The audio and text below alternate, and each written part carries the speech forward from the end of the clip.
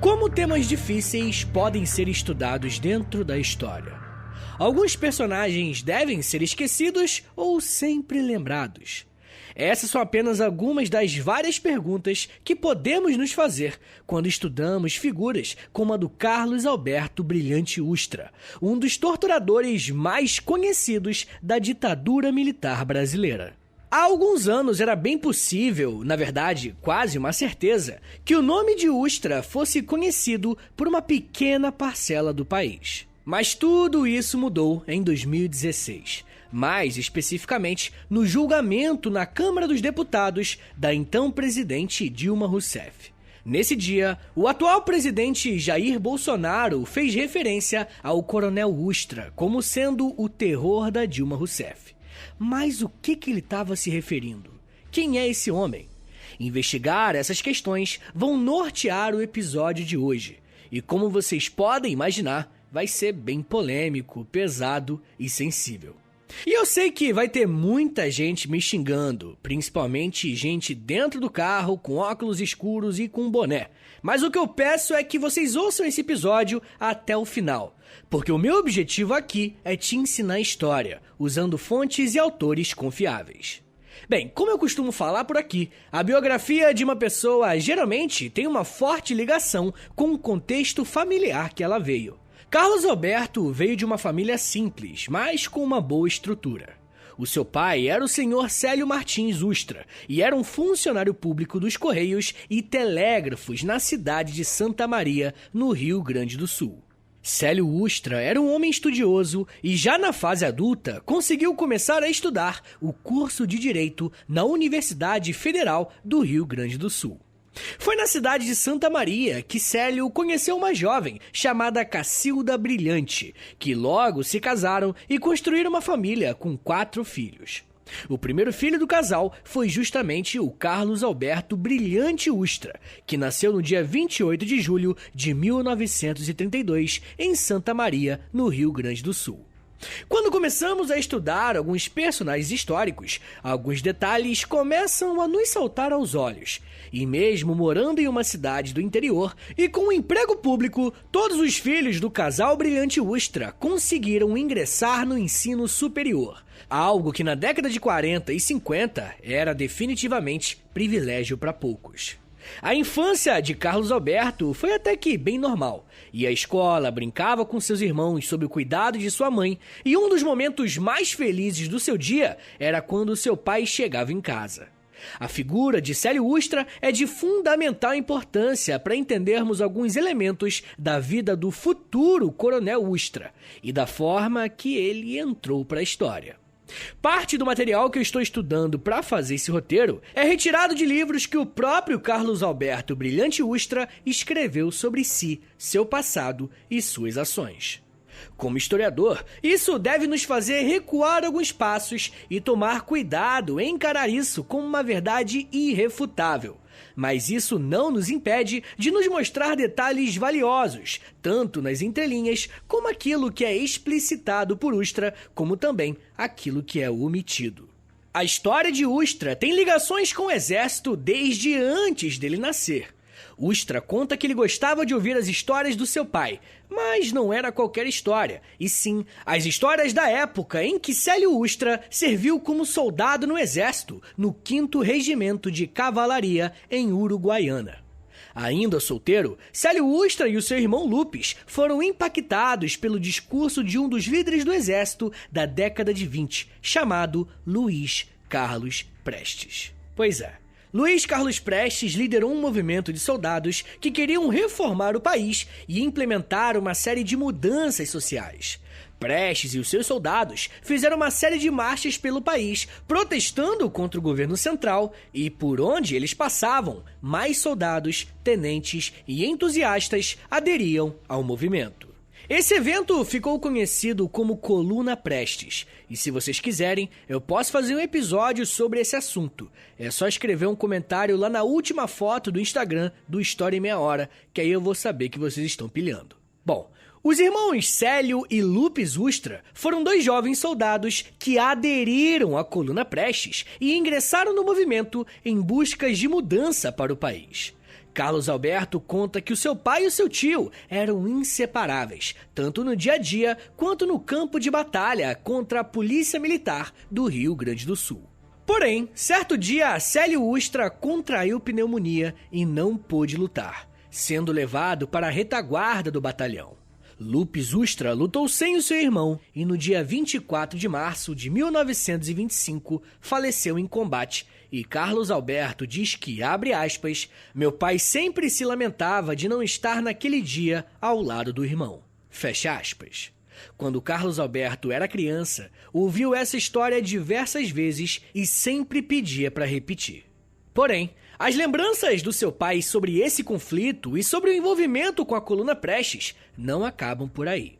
Lembrem-se que os soldados que se aliaram ao Luiz Carlos Prestes fizeram isso com a expectativa de transformar e reformar o país que estava vivendo um período de abandono social. Mas algum tempo depois, Luiz Carlos Prestes foi para a Argentina e lá se aliou aos movimentos socialistas e comunistas, que naquela época estavam em franca expansão com a crise do modelo liberal em todo o mundo. Quando soube que Carlos Prestes tinha se juntado aos comunistas, Célio Ustra se encheu de revolta e passou a falar para os seus filhos que o tio Lupes morrera em vão. Essa história é um fato marcante na vida de Carlos Alberto Brilhante Ustra, pois nos mostra que desde muito jovem ele foi impactado por um sentimento anticomunista, que não estava ligado à política internacional, disputas ideológicas ou coisa do tipo.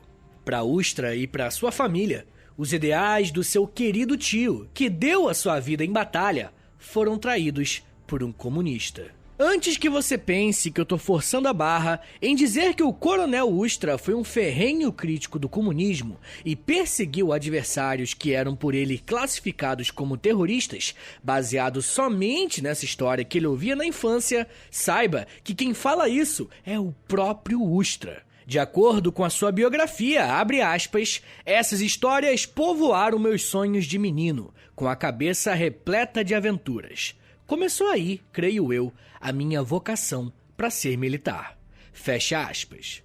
Como eu disse, um dos materiais que eu estou usando para esse episódio foi um livro escrito pelo próprio Ustra. E nesse livro, ele fala qual é a sua base ideológica e conta também que essa história de infância é tema central nessa justificativa. Isso nos coloca diante de uma realidade que precisamos parar para pensar e refletir. Muitas vezes, quando tentamos convencer alguém a mudar de alguma ideia política, ideológica ou outra coisa, precisamos lembrar que nem sempre aquilo que as pessoas acreditam está 100% fundamentado na razão. Muitas vezes o lado emocional tem um fator muito mais determinante para definir uma posição política. E olha, eu não tô falando que ele tá certo ou algo do tipo, não quero minimizar nada. O meu ponto aqui é chamar sua atenção para mostrar que mudar de ideia não é algo tão simples. E quando isso acontece, sempre tá ligado a uma série de fatores combinados, sejam racionais e às vezes emocionais também. Mas enfim, gente, esse histórico familiar realmente levou Carlos Alberto a ingressar no exército. E ele fez isso em 1949, quando tinha apenas 16 anos de idade, se alistando na Escola Preparatória de Cadetes de Porto Alegre. Para muitas pessoas, ingressar na carreira militar é uma ótima oportunidade de melhorar a sua vida e da sua família. Para muitos jovens com poucas condições, ter acesso à educação, moradia e alimentação regulares já é muito mais do que tiveram em toda a sua vida. Mas no caso do Carlos Alberto Ustra, essa realidade não se aplica tanto, tá? Afinal, a sua família tinha uma boa condição financeira e tinha estabilidade. Podemos dizer que Ustra ingressou no exército porque acreditava que estava dando continuidade no legado da sua família e estava contribuindo para a defesa do país. Tendo esse senso de missão em mente, Ustra continuou seus estudos como um cadete, mas agora no Rio de Janeiro, porque ele pediu transferência para a Academia Militar das Agulhas Negras, mais conhecida como a AMAN. Por mais que Ustra, em sua biografia, diz que teve vocação para a carreira militar, usando outras fontes, eu não consegui encontrar muitas informações sobre as suas atividades e nem se elas foram relevantes. Alguns outros documentos afirmam que ele foi um militar mediano em sua carreira na década de 50 e 60. Esse foi um período bastante agitado, ideologicamente falando, mas as tropas do exército não foram convocadas para nenhum conflito maior ou alguma guerra. E é claro que eu não estou me referindo ao golpe de 64. Bom, após se formar na AMAN, Ustra voltou para sua cidade natal, Santa Maria, e nos anos seguintes foi transferido várias vezes para postos no Rio Grande do Sul, Rio de Janeiro e São Paulo. O seu nome só veio a ter uma importância no cenário nacional a partir da década de 70, mas daqui a pouco eu falo melhor sobre isso. Mas enfim, o que é bem perceptível de notar na biografia de Ustra é que ele sempre teve uma repulsa muito grande com movimentos socialistas e comunistas, tanto no Brasil quanto no mundo. Luiz Carlos Prestes, aquele personagem das histórias que ele ouvia na infância, sempre foi considerado alguém que Ustra nutria uma enorme antipatia. Bem, na história da República Brasileira, os anos de 1946 até 1964 são conhecidos como os anos da experiência democrática, porque foi o período que o Estado Novo, liderado por Getúlio Vargas, saiu do poder, e novas eleições puderam ser feitas e partidos políticos que antes estavam extintos e proibidos, agora puderam voltar à ativa. Nesse meio tempo, as Forças Armadas do Brasil, que inclusive tiveram um papel importante para o fim do Estado Novo, foram colocadas de lado nesse período democrático. Fato que para muitos estudiosos gerou um ressentimento, que inclusive vai culminar no golpe de 64. Mas esse nem é o ponto aqui hoje. O que eu quero te mostrar é que foi justamente nesse período que os militares começaram a participar da política brasileira de uma forma nova e em um local novo também. Eram os chamados clubes militares. Esses clubes, que existem até hoje, são lugares que só militares têm acesso. E durante a experiência democrática, foi um espaço em que eles tinham liberdade para debater e discutir temas da política do momento. E qual era o assunto que os militares mais conversavam, adivinha? Sim, o avanço e o crescimento do comunismo no Brasil. Isso fica muito claro no livro do Ustra, quando ele faz um breve panorama da história dos partidos de esquerda no país, e dá para perceber a sua indignação com o fato do PCB, que é o Partido Comunista do Brasil, ter sido aceito novamente na legalidade. E com ele, políticos como Luiz Carlos Prestes poderiam concorrer a cargos e serem eleitos. E foi justamente nesse período que figuras como Carlos Marighella e Luiz Carlos Prestes ascenderam à política. Os militares passaram então a monitorar e discutir sobre a atividade desses partidos de esquerda dentro desses clubes militares. Olha só o que o historiador João Roberto Martins Filho disse, abre aspas. Entre 1944 e 1950, o número de sócios em clubes militares triplicaria, passando de 3 mil para 9 mil. Quanto à participação nas eleições internas, em 1944, somente 1.000 oficiais haviam votado. Já em 1950, quase 80% da totalidade de sócios votou. Fecha aspas. Essa citação é muito importante, porque nos mostra como os militares passaram a se envolver cada vez mais com a política, pelo menos com o debate político.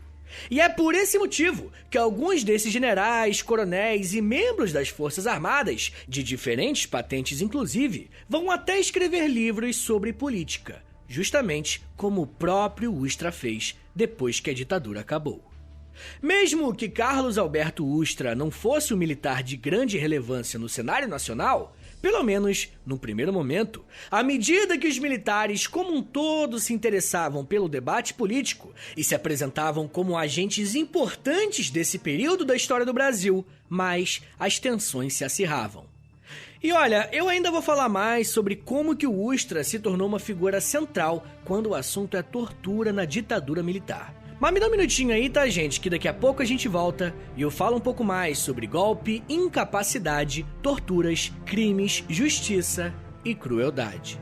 Segura aí, que é um minutinho só.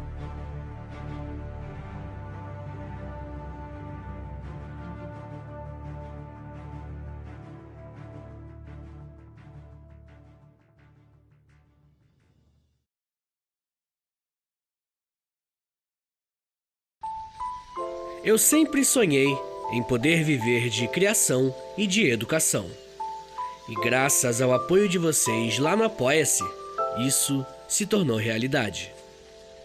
Entre em apoia.se/História em Meia Hora, que com 10, 20 ou 30 reais por mês, você não só contribui para esse trabalho continuar acontecendo, como também recebe recompensas exclusivas para os apoiadores. Com 10, você tem acesso a um podcast semanal exclusivo. Eu me aprofundo em um tema de um dos episódios da semana e envio diretamente para o seu e-mail através do Apoia-se. Já tem mais de 70 episódios por lá e você vai receber acesso a todos eles. Além do podcast exclusivo, com 20 reais, você também recebe acesso ao nosso Clube do Livro. Todo mês nós lemos um livro sobre história e conversamos no grupo do Telegram. E depois de 30 dias, fazemos uma call no Zoom para compartilharmos as nossas impressões. E com 30, além das recompensas anteriores, eu te adiciono no meu Amigos Próximos no Instagram, onde publico conteúdos diários com curiosidades históricas, tanto no @História em Meia Hora, quanto no @Prof. Vitor Soares. E se você tiver alguma dúvida sobre o apoio, é só entrar em contato comigo pelo e-mail historiaemmeiahora@gmail.com. apoia.se/História em Meia Hora. É apoia.se/História em Meia Hora. Valeu, gente!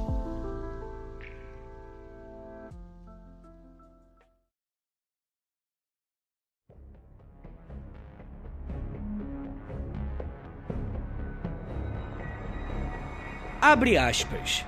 Estes terroristas obrigaram as forças armadas a se lançarem às ruas e aos campos contra o inimigo desconhecido que se escondia na clandestinidade. Os militares, para evitar danos maiores a inocentes, lutavam contra o tempo e o desconhecido. Eles, terroristas, lutavam contra o claro, o conhecido.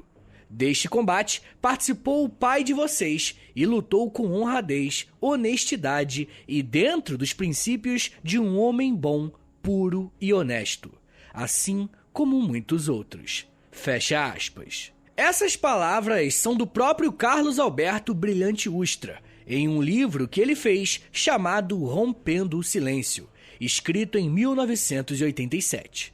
Esse livro é interessante porque ele escreve em um formato como se estivesse falando com suas filhas, em um formato de diário. Mas o objetivo central desse livro é se defender das acusações de torturador que passou a receber desde a década de 80 com a abertura política. E eu pensei bastante antes de usar os livros que o Ustra escreveu para fazer esse roteiro. Mas eu cheguei à conclusão de que usar esse material seria uma excelente forma de estudarmos a cabeça de um torturador da ditadura, de alguém que estava envolvido no processo, porque assim eu acho que a gente vai entender um pouco mais sobre como que a cabeça dessas pessoas funcionava. A gente tem que estudar até quem a gente não gosta. Na verdade, principalmente quem a gente não gosta. Bem, de acordo com esse trecho que eu narrei para vocês, o Ustra diz que os militares foram obrigados a irem às ruas contra os chamados terroristas. E se você observar com atenção, você vai perceber que essa é uma narrativa muito presente naqueles que, de alguma forma, tentam justificar os crimes e a própria ditadura militar. Só que esse argumento contém um erro histórico gravíssimo. O Ustra usa essa narrativa e parte do princípio de que esses terroristas estavam tocando fogo no país antes do golpe de 64, sendo que isso é absolutamente falso. Os primeiros grupos guerrilheiros de relevância, tanto urbanos quanto no campo, surgiram e cresceram depois que o golpe foi dado contra a República, alguns anos depois. Vocês percebem como é importante pegar o argumento usado por essas pessoas e mostrar através delas onde está o erro? Além disso, o Ustra tenta dizer para suas filhas e para os leitores do seu livro que tanto ele quanto os militares envolvidos nesse processo eram homens honestos, puros e honrados. Mas, como a gente vai ver agora, as coisas não eram bem assim. Mas antes, temos uma pergunta a responder, né? Como que o Ustra passou de um militar comum e sem tanta expressão para alguém nacionalmente conhecido? Bem, como falamos no último episódio que eu lancei sobre a tortura na ditadura militar, o governo precisou criar uma série de órgãos do Estado para dar conta da nova demanda que se criou. Com isso, diversos militares foram alocados em diversos novos braços do Estado para trabalharem em diversas atividades. Durante a ditadura, o Ustra passou por diversas funções, mas ele não era muito conhecido dentro da hierarquia militar. Isso só começou a mudar a partir de 1966. Uma coisa que o Ustra sempre teve foi uma voz ativa e uma disposição para escrever textos, artigos e manifestos defendendo a ação dos militares em repressão aos socialistas. Vale lembrar que durante toda a vida de Ustra, desde a sua infância até a fase adulta, ele sempre se viu rodeado daquele sentimento anticomunista. Seja por conta da fatídica história da família Ustra com Luiz Carlos Prestes, seja com a intentona comunista, ou seja depois com a permissão dos partidos comunistas poderem participar da vida pública.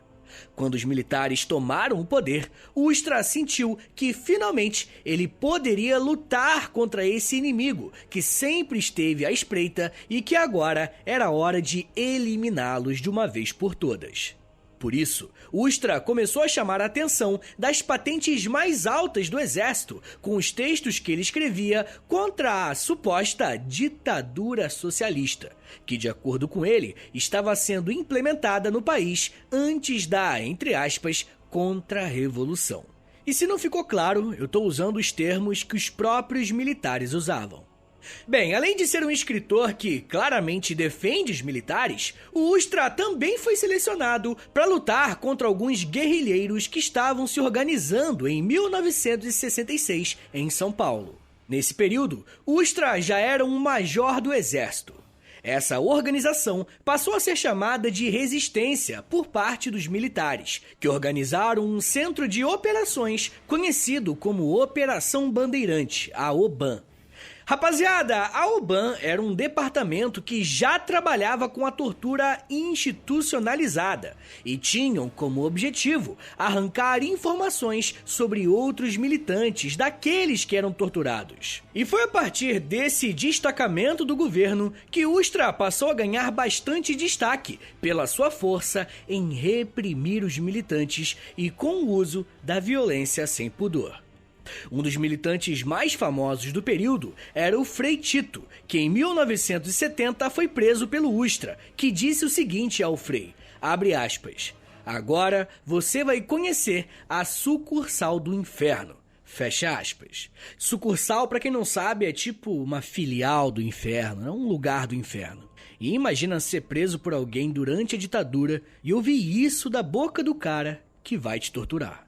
E foi justamente por esse tipo de perfil que o Ustra apresentou na Operação Bandeirante que ele ganhou ainda mais destaque nos órgãos repressivos da ditadura. A OBAN fez tanto sucesso em São Paulo que o governo criou o Destacamento de Informações, Centro de Operações de Defesa Interna, mais conhecido como DOI-CODE, e espalhou esses órgãos por diversas capitais. Quando o DOI-CODE de São Paulo foi criado, não existiam muitas dúvidas de quem seria o líder dessa operação. Sim, Carlos Alberto Brilhante Ustra.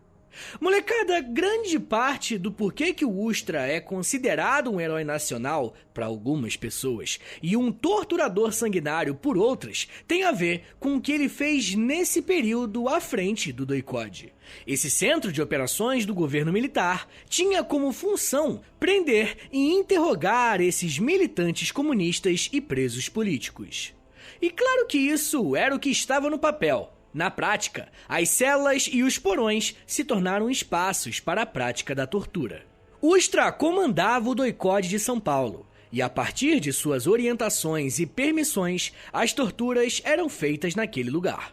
Como falamos no episódio sobre a tortura, os soldados eram ensinados a agir para obterem as informações desejadas. O trabalho sujo, como espancamentos, choques, afogamentos e outras práticas de tortura em geral, eram feitas pelos chamados gorilas, que eram os policiais e militares que aparentavam ter mais prazer em torturar os presos políticos. Dentro do Doicode de São Paulo, o Ustra tinha uma função de liderança, e por esse motivo, ele não estava diretamente envolvido em todas as sessões de tortura. Mas isso não quer dizer que ele não estava envolvido com elas. Era o Ustra quem instruía todos os agentes de campo para encontrar os subversivos e ensinava os soldados a como aplicar as técnicas de tortura. O Doicode de São Paulo, administrado pelo Ustra, rapidamente se tornou um dos mais conhecidos e temidos pelos militantes contra a ditadura. O Ustra não fazia questão de esconder a sua fama e dos soldados que ele comandava. E outra coisa, não é porque ele liderava aquele local que ele não participava pessoalmente de sessões de tortura, principalmente daqueles presos que se recusavam a entregar as informações solicitadas. Ustra costumava pegar esses presos que davam trabalho para dar um passeio com eles. Na prática, o Ustra levava para uma sala em que havia algum torturado morto e dizia: se você não falar, vai acabar assim. Por diversas vezes, o Ustra usou da violência física contra grávidas e levou crianças para dentro do Doicode para que eles vissem os seus pais serem torturados e assim fazer algum tipo de pressão psicológica. É bem provável que o Ustra tenha sido um dos primeiros a usar essa técnica para mexer com o psicológico dos presos, mostrando que até mesmo a maldade pode ser adaptada. Uma presa política que acabou se tornando muito famosa foi Dilma Rousseff, que na época integrava um grupo revolucionário contra a ditadura. Dilma permaneceu presa no Doicode por aproximadamente 2 anos, recebendo tortura de soldados, policiais e do próprio Carlos Alberto Brilhante Ustra. Como um padrão em toda a ditadura, não eram apenas militantes políticos e pessoas envolvidas com a luta armada que eram presas e torturadas pelos militares. Um jovem chamado Gilberto Natalini, que na época apenas conhecia militantes políticos, foi preso e levado a sessões de tortura com Ustra. Gilberto relatou o seguinte sobre o que viveu na ditadura, abre aspas: tiraram a minha roupa e me obrigaram a subir em 2 latas. Conectaram fios ao meu corpo e me jogaram água com sal. Enquanto me dava choques, Ustra me batia com um cipó e gritava me pedindo informações. A tortura comprometeu minha audição, mas as marcas que ela deixou não são só físicas, mas também psicológicas. Fecha aspas. Esses relatos que eu trouxe aqui são apenas alguns que mostram como o Ustra e o Doicode atuaram contra civis e militantes políticos. Mas toda essa violência tinha um preço. Diversos presos eram submetidos a uma tortura tão violenta que acabavam morrendo dentro do Doicode. E é nesse cenário que se torna possível perceber como determinada pessoa é sádica ou cruel pela forma que ela lida com determinadas situações. Tudo isso que eu descrevi para vocês é o relato de uma pessoa que prendeu, torturou, abusou e matou presos políticos. Só que quando essas pessoas morriam pela tortura, o Ustra precisava encontrar alguma forma de lidar com aqueles cadáveres e tirá-los do Doicode. Por incrível que pareça, Ustra e seus comandados forjavam a morte dessas pessoas, atropelando os cadáveres para dizer que elas foram mortas atropeladas porque estavam tentando fugir da delegacia ou algo do tipo. Muitas vezes eles nem precisavam atropelar de verdade o corpo da vítima porque ela já estava suficientemente machucada. Em outras situações, os próprios veículos dos soldados eram usados para acertarem os cadáveres e assim eles conseguirem os seus álibis. Carlos Alberto Brilhante Ustra comandou o doicode entre os anos de 1970 e 1974 e fez daquele lugar um dos palcos mais cruéis de toda a ditadura. Centenas de pessoas foram torturadas e mortas. Os que sobreviveram carregam traumas até hoje.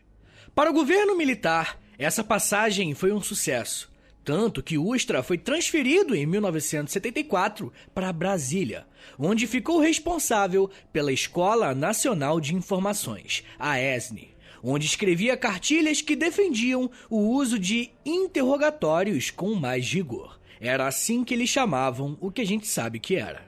Mas mesmo fora do doicode, o Ustra continuou exercendo a sua influência e experiência como torturador e foi trabalhar por um breve período na Fazendinha, um centro de tortura na cidade de Alagoinhas, na Bahia. Lá também torturava presos políticos da mesma forma que fez em São Paulo. Já em 1978, Ustra foi transferido para o Rio Grande do Sul, onde ficou até os anos finais da ditadura militar. Já como coronel do Exército, o Ustra percebeu que os militares muito em breve sairiam do poder. Então, Ustra foi para Montevidéu, no Uruguai, para ficar fora do radar. Ustra só voltou a ser manchete no ano de 1985, porque o então presidente José Sarney fez uma visita diplomática ao lado de alguns deputados e, por acaso, uma deputada chamada Beth Mendes reconheceu Ustra e afirmou que havia sido torturada por ele. Olha que absurdo! Essa acusação ganhou os jornais de todo o Brasil. E por conta dessa polêmica, o exército foi obrigado a aposentar o coronel. Foi a partir desse momento que Ustra passou a se dedicar quase que exclusivamente a escrever livros, se defendendo das acusações de torturador e de assassino. Em um de seus livros que eu li aqui, o Ustra diz que, abre aspas, não se trata terroristas com flores, fecha aspas. E é por esse motivo que ele era energético, de acordo com suas próprias palavras. Porém, mais uma vez voltamos àquele problema que a imensa maioria das pessoas que foram torturadas e mortas não tinham qualquer envolvimento com nenhuma célula terrorista ou algo do tipo. Por ser um dos principais nomes relacionados à tortura, o coronel Ustra foi levado a diversos julgamentos, só que ele só foi condenado pela justiça oficialmente como um torturador em 2008. Mas nunca chegou a ser preso ou algo do tipo. Então, quando eu chamo o cara de torturador, eu tô só reproduzindo o que a justiça brasileira determinou. E eu tô falando da justiça do Superior Tribunal Militar, tá bom? Eles comprovam, tem documentos comprovando a participação do Ustra nessas sessões de tortura. É quase impossível livrá-lo dessas acusações.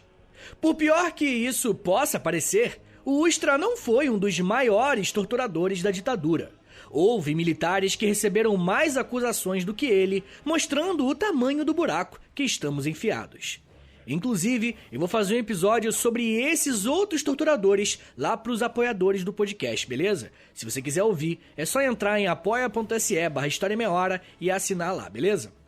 Mas enfim, gente, eu não sei se vocês acreditam na justiça, mas o Brilhante Ustra não foi preso e faleceu no ano de 2015, vítima de uma pneumonia.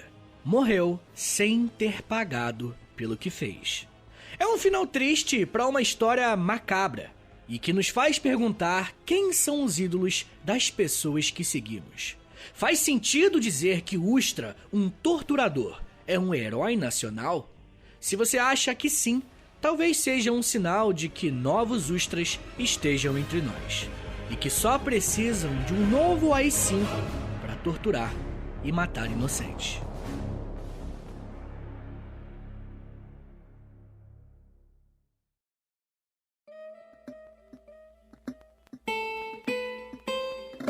Senhores, muito obrigado por terem ouvido até aqui. Meu nome é Vitor Soares, eu sou professor de História e você acabou de ouvir o História em Meia Hora. Esse tema também é muito pesado, assim como o episódio da semana passada, né, sobre tortura. Mas me ajuda a compartilhar aí com a rapaziada, por favor. Posta lá nos stories, se você puder. Marca lá, @História em Meia Hora. Ou posta no Twitter e me marca lá, no @H30podcast, beleza? Se você gosta do História em Meia Hora, se você tá aprendendo, se você, tá curtindo aqui, acompanhar esse podcast, considere apoiar o nosso trabalho lá no apoia.se/História em Meia Hora, que você vai ter acesso a conteúdo exclusivo, Clube do Livro, conteúdo no Instagram. Entra lá no Apoia-se que você vai entender como é que funciona, beleza? Mas se você quiser me dar uma ajuda pontual, né, quiser só dar uma moralzinha, é só você mandar um pix pra mim, se você quiser, que é no historiameiahora@gmail.com, que também é o meu contato. Tá bom? Se quiser falar comigo, você pode entrar em contato por esse e-mail e fazer um pix para dar ajuda para esse trabalho continuar acontecendo, tá bom?